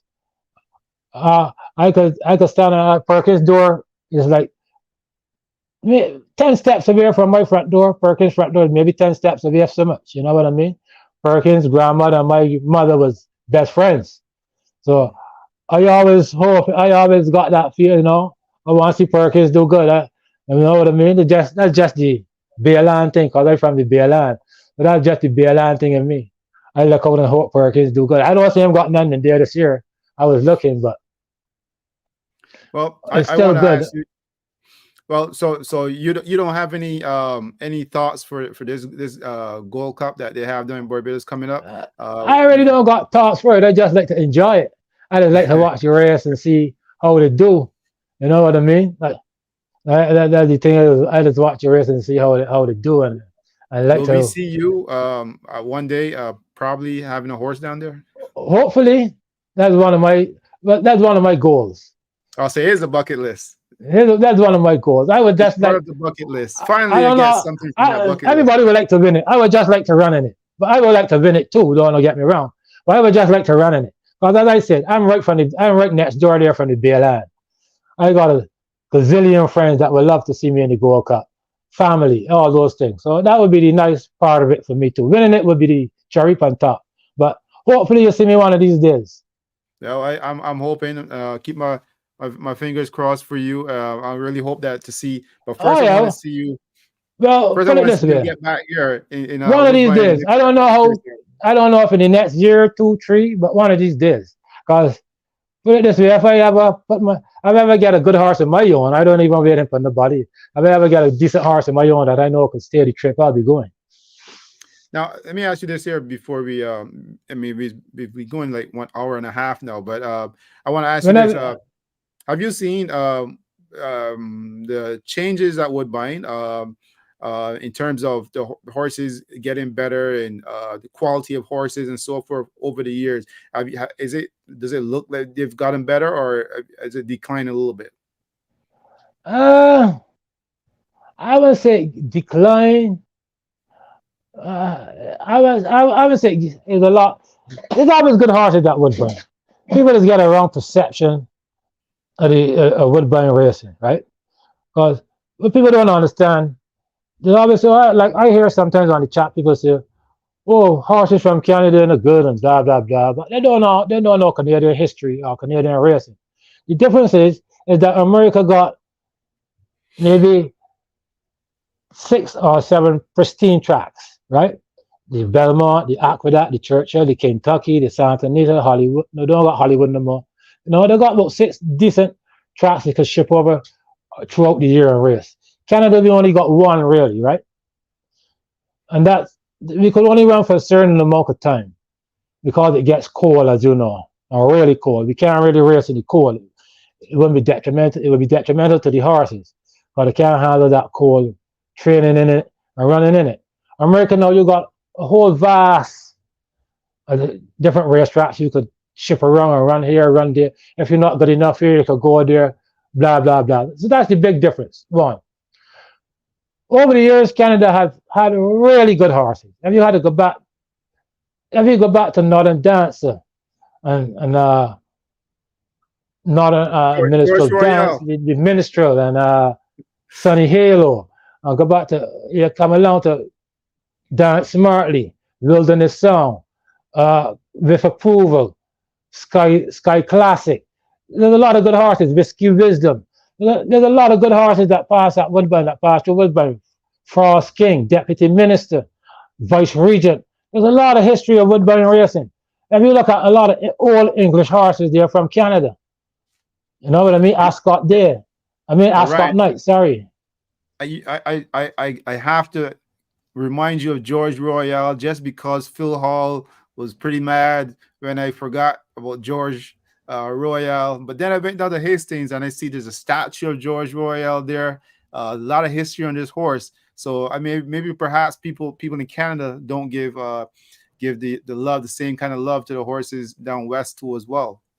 Well, Uh, that too, right? Because you don't get them out. Because they had some two decent horses too, True Metropolitan and those horses. But oh we yeah, don't normally, forgot that one. Yeah, unless pretty we good horse. don't, if they don't come to Woodbine, we really don't hear about them, right? Because some of those races run in the night and later down the day, so we don't really get to watch them races or we busy doing we own thing there. But they There's have a some pretty decent horses out west. Yeah. there's a Barbara Hennessy Actually, got a pretty nice horse down there too. Gold Strike, I think a horse that Rebecca had a few years back that won the that Oaks. was a good one too. That was a She real came good from one. out west. You know, there's a Yeah. few horses that come from out west. I think there's another one that Justin Stein won the Derby with, the The, Queen the, Split the with, Queen Split. straight The of Queen Split. Dover, Yep. something like that. Oh, they're from out west. Yeah, so they got some decent horses out west too. But Canada got a lot of history in horse racing that will never be written off. Right there in Barbados, the Nosferatu, also the Vice Regent line. That's Canadian line right through. You know what I mean? Northern Dancer, best horse that ever lived, Northern Dancer. In my Beautiful. opinion, they're no greater That horses than definitely was a Northern beautiful Dancer. horse. Beautiful animal. Nothing greater than Northern Dancer, right? Hmm. And he's one of the best horses. He's one of the best race horses ever produced. He won the Kentucky Derby and the Preakness. He won the Canadian International at Woodbine. Then now we go into his progeny. In my opinion, the best stallion that was ever born is Northern Dancer. Every rock, every corner of the earth got a piece of he breed in. Every corner of the earth got a piece of Northern Dancer. Some way, in some form, in some fashion. That's Canadian. So Well, I don't know if the races getting better. I don't think they ever get any worse. Because there was a lot of good horses at Woodbine already. I've seen a lot of good horses run. So as I tell you, the Dance Smartly, the Sky Classic, the Chief Bear Hearts, you name them. I see a lot of decent horses run at Woodbine. is there any young jockey right now that you kind of like watching? Fukumoto. Not sorry. What's the leader rider name? Not Fukumoto. Katsushi Kimura. Kazushi. Kazushi Kamara. I love him. Very good rider. I was wondering why you say Fukumoto because No, every slipped time my mind. every time that word that name that last name comes up, my daughter gets a big laugh at the screen at the TV Oh, screen. She's like, yeah. "Hey, Daddy, Yeah. just say it, Yeah, Daddy." Fukumoto, yeah. But not him, though. That was a mistake. It's the other one. The other one is a good. Actually, that other, we just called his name there. Oh, Kisuji? Yeah, Kimura? Kazushi Kamara, yeah. Him. Actually, I was the first guy to put him on a horse to hit the board. Oh, really? What do you Yeah. remember which horse that was? Uh, I was working for a horse for Nathan at the time, but it was a horse I owned. I wasn't training, I was training it, but my name wasn't at the time. Well, I was just coming back into the game. I had bought that horse. Horse name slipped me now. But anyways, that was the first time Kazushi ever hit the board. Kamara ever hit the board, and I remember the horse was 70-1. Oh, wow. And Do you remember? Give me a good story. Do you remember what it was like for Kimura when he first started? Do you remember how was it difficult? Was it easy? Was it well, I don't know him. I didn't know him. I had a rider on the horse, and he booked off. And Kazushi was an apprentice, so the rider had informed me in the early that he wasn't going to ride. So I if he move early, I could get the apprentice mate with Kamara. So I had to make an early move to Kamara, right? Mhm. If I wanted to give him. So nobody knew Kamara or nothing like that. I myself don't know him. So I said, you know what? Give the bug boy the shot. You never know. So lo and behold, he gets on the horse. I I throw him up. I said, what do you think, Jock? This is your game plan. He says, I think I could have been. I said, good, that's a good game plan. Because this horse he's fit, he's training good, he's eating good. Let's go there and get a good race. I believe you can hit the board too. He said, okay, good. And he went out and hit the board. He was 70-1. And I never get to ride him back since. I actually never get to ride him back since. That was the first time he hit the board. He ran third. And ever since then he took off. From the time he ran third with that horse, he took off. I trying to remember this horse name, but I can't remember the horse, and it getting claimed from me too. You know what that tells me, Ryan, man? You can look at it in all different angles. I just say you got to do better. You got to do a better job in keeping keeping those good jockeys No, on man, you board. see, it's hard to keep a jock like that because when you got 2 or 3 horses and you got a jock like that, you can't keep him back, man. You got to, and he's a good rider. Right now, I think he's the next best. He in a category with me. They have a Patrick and those guys. I think he's that good. Already? Huh? Already? Well, anybody that's seen Patrick ride from an apprentice knew Patrick was destined for good things, right? If you Would you remember, say Kimura already is up there with the great husbands? he's destined to be up there with them. As Oh, I say, he's Destiny. Oh, destined to be up Destiny. there with those guys, right? I see he's a Patrick Husbands or a Rico de Silva or Pinkai or none of them big guys yet. I just say he's destined to be there. He's still young, and he already got 2 riding titles. He's still young. Remember that. I mean, Even you mentioned husbands and Rico, but you didn't mention Hernandez. No, that's my guy. I like Hernandez. He just don't come to mind. That's my guy. I like Hernandez. That's my guy. That's my buddy. I like Hernandez. He's one of my jocks. Yeah, Hernandez is a good there's a jock. lot of jockeys that out there that's silently been doing some really great things. I remember my friend, my buddy, we watched races for many years, and he would always believe he's like, yeah, Derek, you know what? But when it gets cold, you watch out. Justin Stein, he's the guy, man. Yeah, well, everybody Somehow got the he takes favorites. the horses, you know. Justin is all right. He rides all right. I don't got a problem with Justin. Justin is all right. Man, again, you need those horses. You get the good horses and you're a good rider, you're going to win races because good riders seldom make mistakes. That's what make them good riders because they don't make mistakes, right? Good riders seldom make mistakes.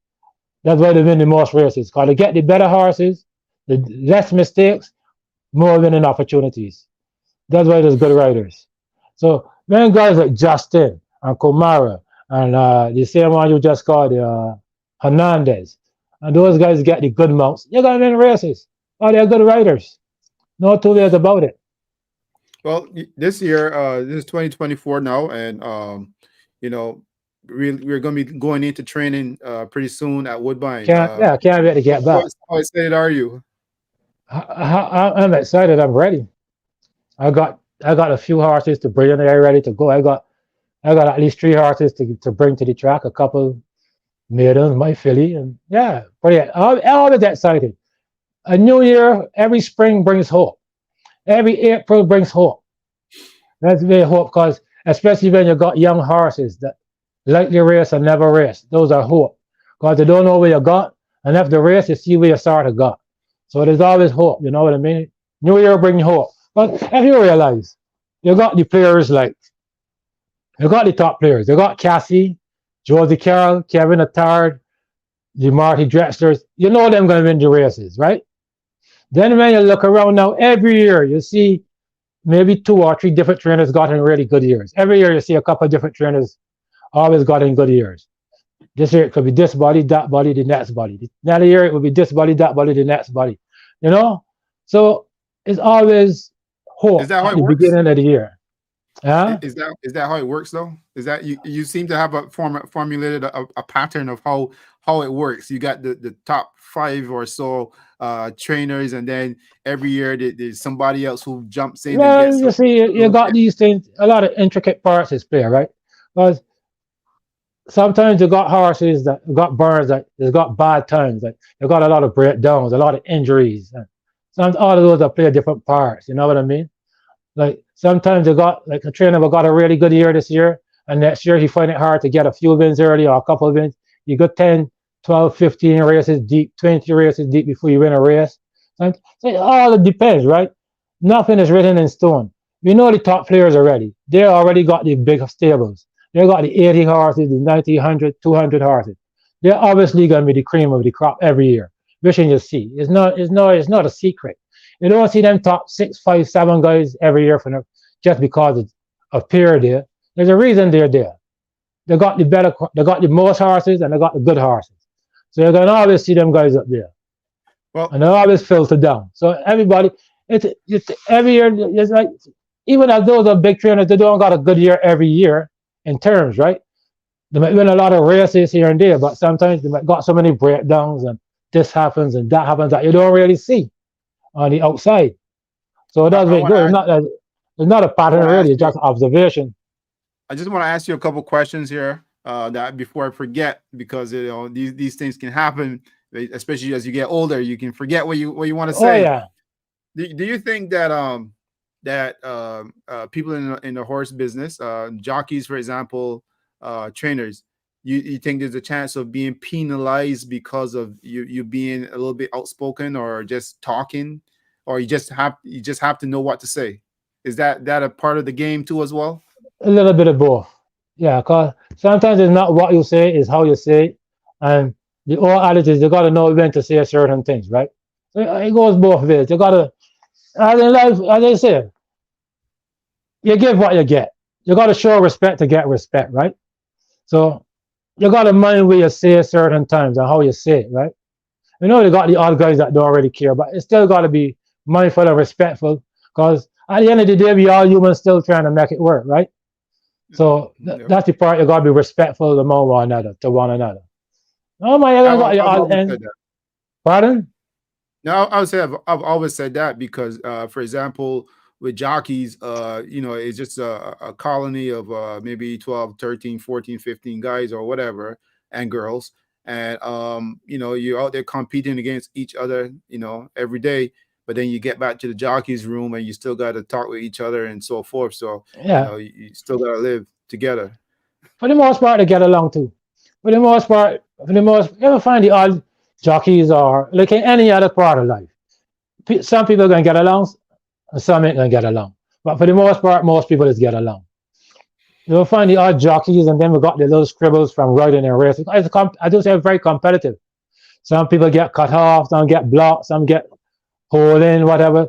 They let out the anger in different ways. But for the most part, most are friends.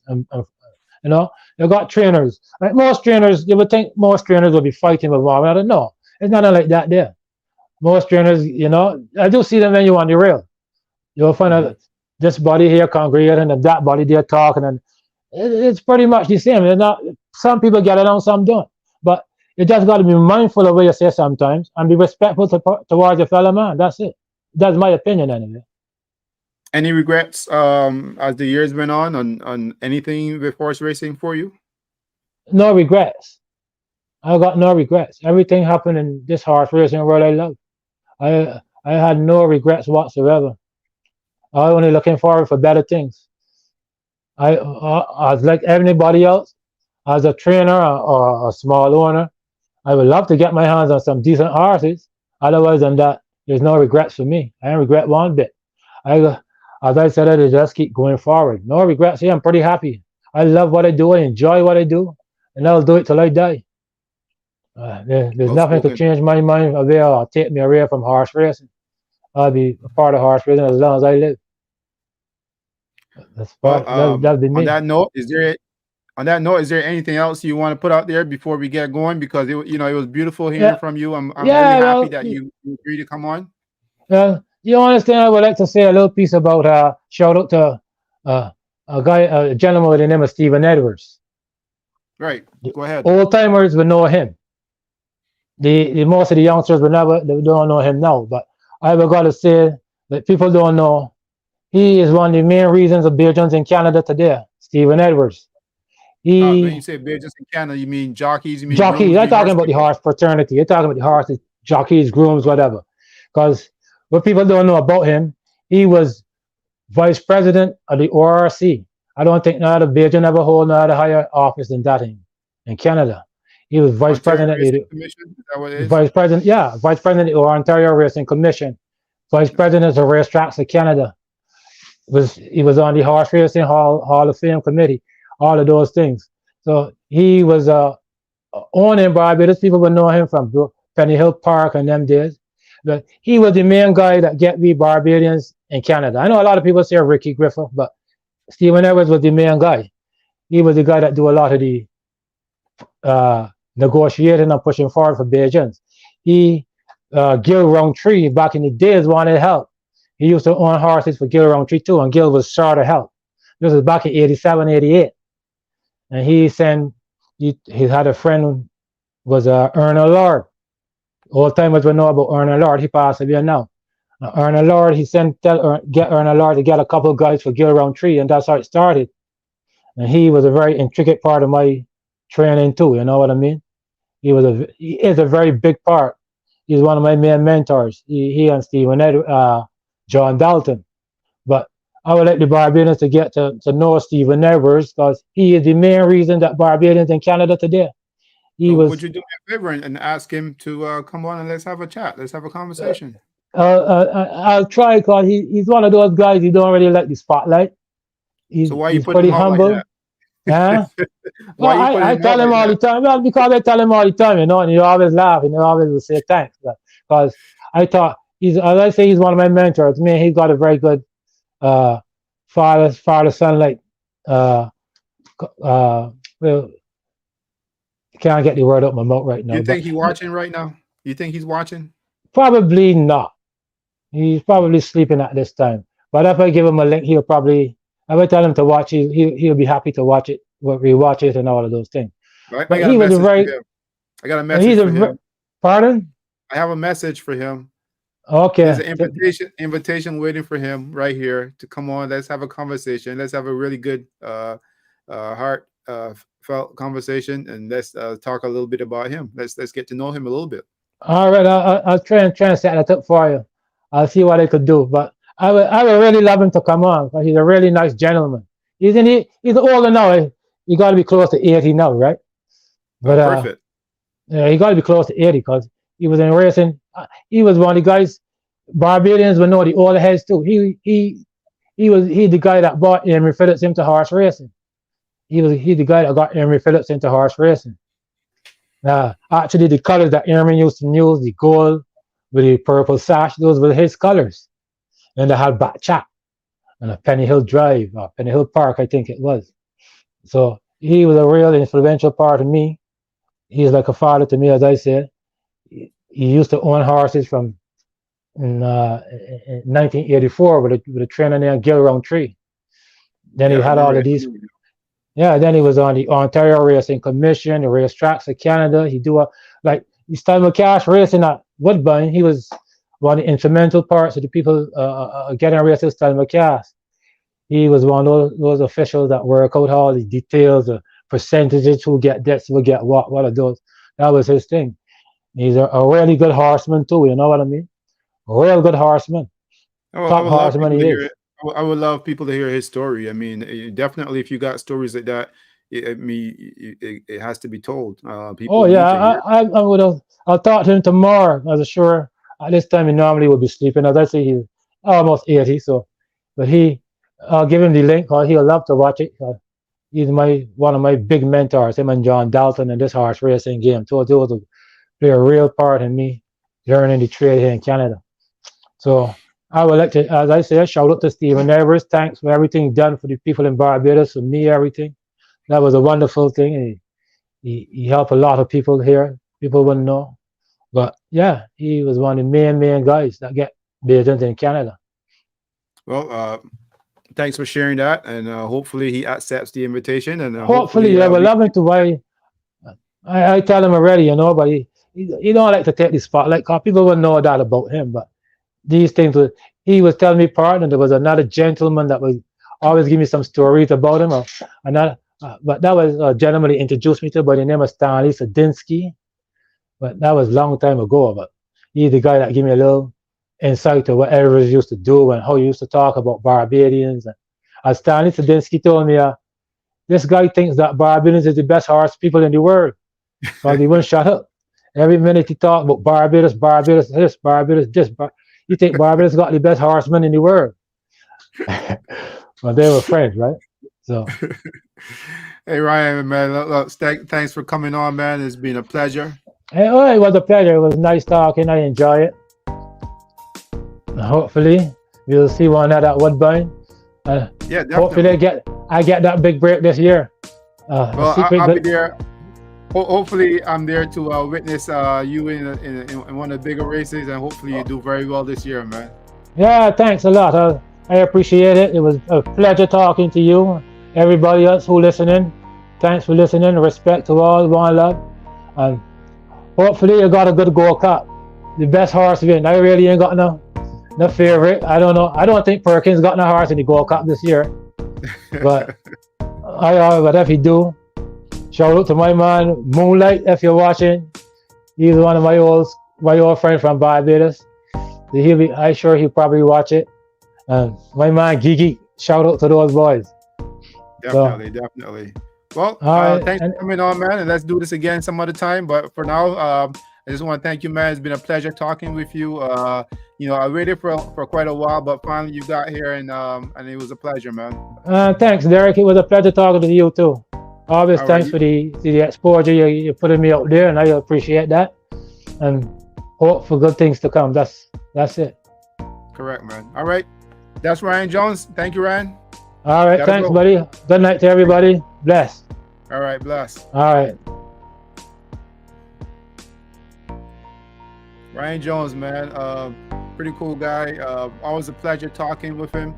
I'm really happy that he agreed to come on and share his story and share where he's come from and his vision and so forth. Let's hope that he does a few great things on the track and hope that everything work out for him. Sometimes it's tough for some of these trainers and some of these jockeys and the horse people involved in the races, but that's how it goes sometimes. At least he's got the faith. Well, until next time, just want to say peace, man. All right.